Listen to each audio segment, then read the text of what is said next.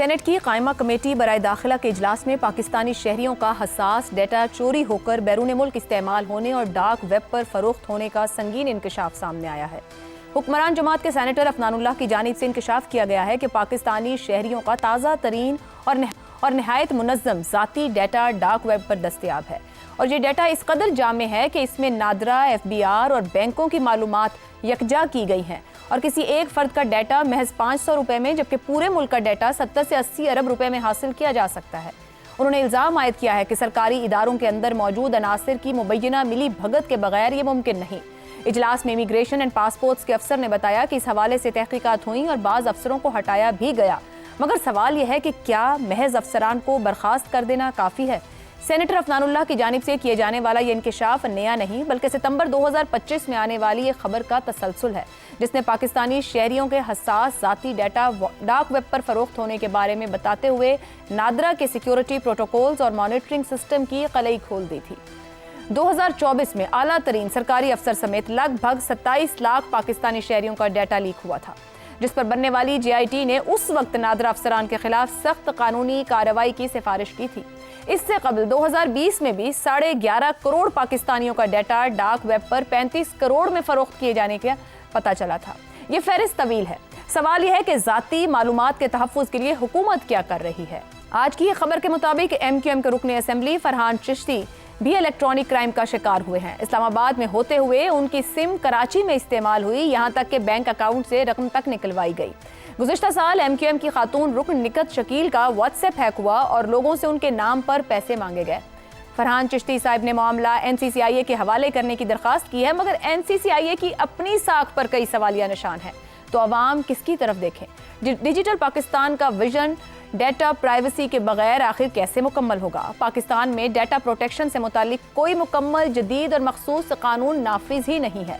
موجودہ قانونی frame work میں پیکا جیسے سائبر قوانین شامل تو ہیں، اور پرسنل ڈیٹا پروٹیکشن بل 2023 طے شدہ تھا، مگر تاحال قانون نہیں بن سکا۔ اس لیے ذاتی ڈیٹا کے تحفظ میں قانونی خلا موجود ہے، جسے پالیسیز اور قانون سازی کے ذریعے پورا ہے۔ آخر حکومت کی توجہ اتنے اہم معاملے پر کیوں نہیں جب اب ڈیجیٹائز پاکستان کی بات کرتے ہیں؟ اسی پر گفتگو کریں گے۔ سوال اس طرح سے: نادرا ڈیٹا لیک، اندرونی عناصر کی ملی بھگت کے بغیر یہ ممکن نہیں۔ سینیٹر افنان اللہ: پاکستان میں ذاتی ڈیٹا کے تحفظ کے لیے قانون موجود نہیں، ذاتی ڈیٹا محفوظ کرنے سے متعلق حکومت غیر سنجیدہ کیوں؟ زیغم صاحب، لوگ نادرا کو، سرکاری اداروں کو، جہاں بھی آپ جاتے ہیں کسی بھی کام کے لیے تمام معلومات دے رہے ہیں، اور اب تو ڈیجیٹلی معلومات کو لیا جا رہا ہے۔ لوگوں کو یقین ہوگا اس کا، وہ بھروسہ کرتے ہیں کہ غیر قانونی استعمال نہیں ہوگا، ان کی پرائیویسی ہے، ان کے معاملات ہیں، بچے نیٹ کو استعمال کر رہے ہیں، سکول چیزوں کو استعمال کر رہے ہیں۔ اگر سرکاری افسران ملوث پائے جائیں گے، کوئی قانون نہیں ہے، کوئی سزا کا نظام نہیں ہے، تو پھر یہ سب کیا ہے؟ اتنی غیر سنجیدگی؟ دیکھیے، افنان نے بالکل ٹھیک کہا ہے، یہ کوئی ایک آدمی کا ڈیٹا نہیں ہے جو نکلا ہے، کروڑوں افراد کا ڈیٹا ہے، ڈیٹا بیس لیک ہوئی ہے، ڈیٹا لیک نہیں ہوا۔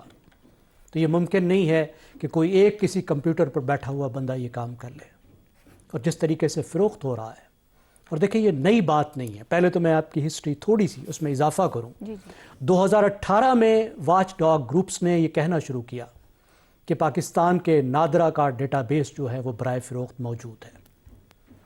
پھر نومبر 2024 میں جب تحقیق کی گئی تو اس وقت GIT بنائی گئی، تو اس GIT نے بتایا کہ 2019 سے 2023 تک 27 لاکھ افراد کا ڈیٹا جو ہے وہ لیک ہوا، اور وہ موجود ہے ڈارک ویب پر۔ لیکن اس سے پہلے 2022 میں ایک ادارہ ہے جو نظر رکھتا ہے ڈارک ویب پر، SOC ریڈار، وہ ابھی بھی ویب پیج موجود ہے، جس میں انہوں نے بتایا کہ 18 کروڑ 80 لاکھ افراد کا ڈیٹا پاکستان کا وہ برائے فروخت موجود ہے۔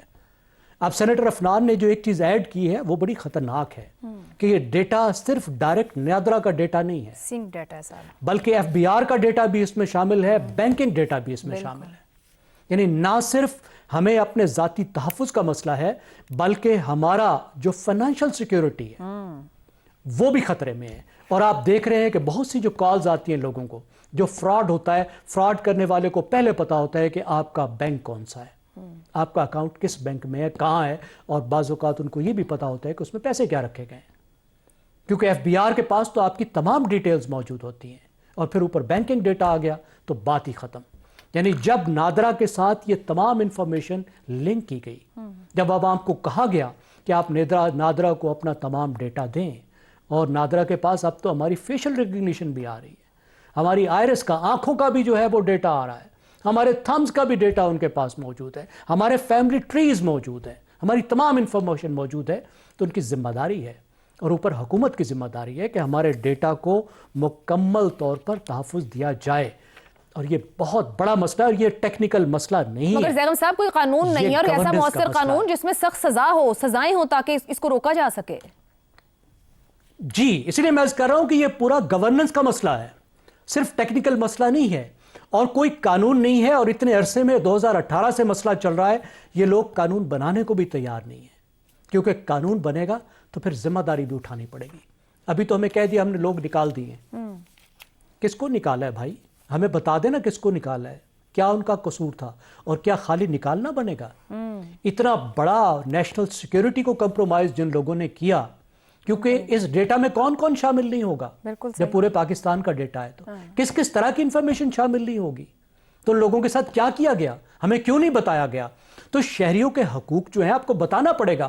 اور جب ڈیٹا لیک ہو تو تمام دنیا میں بینک بھی آپ کو بتا دیتا ہے کہ آپ کا ڈیٹا لیک ہو گیا ہے. محتاط ہو جائیں. تو ہمیں بتایا کیوں نہیں گیا کہ ہمارا آپ کا ڈیٹا لیک ہو چکا ہے، آپ اپنا تحفظ کریں؟ یہ قانون میں شامل ہوگا نا، اور کوئی کمپنسیشن بھی دینی پڑے گی نا جب ہمارا کوئی نقصان ہوگا، اور کوئی سزا پہلے محتاط رہنے کی انٹیمیشن تو دے دیں کہ ہمیں احتیاط کریں، رکھیں اس سے زیادہ. نظر امی صاحب، فیٹف کی 40 سفارشات میں سے ایک یہ بھی تھی کہ جو شہری ہیں کی ذاتی معلومات ڈیٹا کی پرائیویسی کے تحفظ پر قانون سازی کی جانی تھی. مہینوں کی مشاورت کے باوجود وزارت انفارمیشن اینڈ ٹیکنالوجی کا تیار کردہ قانون اب تک اسمبلی میں نہیں آیا. اس ملک میں قانون موجود نہیں ہے. جو ہم اوپر بھی بات کر رہے تھے، عوام کے حقوق کی ترجیحات نہیں دکھتی کسی بھی جگہ پر.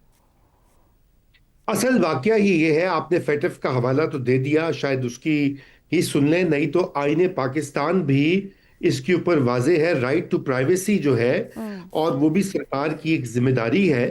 اگر لوگوں کا ذاتی ڈیٹا لیک ہو رہا ہے، ان کی ڈیجیٹل انفارمیشن، ان کے تھم پرنٹس، ان کے آئی ڈی کارڈز، ان کے بینک اکاؤنٹس، تو یہ سراسر حکومت کی ناکامی ہے، اور ریاست کی جو ذمہ داری ہے اپنے شہریوں کی طرف، وہ اسے ناکام ہو رہی ہے. پہلی تو یہ بات بالکل واضح ہونی چاہیے، یہ چاہے سائبر کرائم ہو یا دوسرا کرائم ہو، اس میں ذمہ داری وہ بنتی ہے. اب سوال یہ پیدا ہوتا ہے کہ اس کو کس طرح سے دیکھیے. پاکستان نے پچھلے 15-20 سال میں پاکستان ابھی بھی ٹرانزیشن کر رہا ہے ٹورڈز اے ڈیجیٹل اکانومی اور ایک ڈیجیٹل سوسائٹی. وہ غالباً پرائیویٹ سیکٹر میں تو بہت تیزی سے وہ ہوا ہے، جس طرح سے آپ نے دیکھا ہے موبائل فون اور انٹرنیٹ کی جو سہولیات ہیں، اب وہ کریا گاؤں میسر ہیں. جبکہ سرکار جو ہے وہ اس میں کچھ آئیلینڈز نادرا جیسے ہیں جہاں پہ ڈیٹا بیس بنی ہے، مگر وہ باقی جو سسٹمز ہیں گورنمنٹ کے وہ انٹیگریٹڈ نہیں ہیں. ایک تو یہ انٹیگریشن کا بہت بڑا ایشو ہے.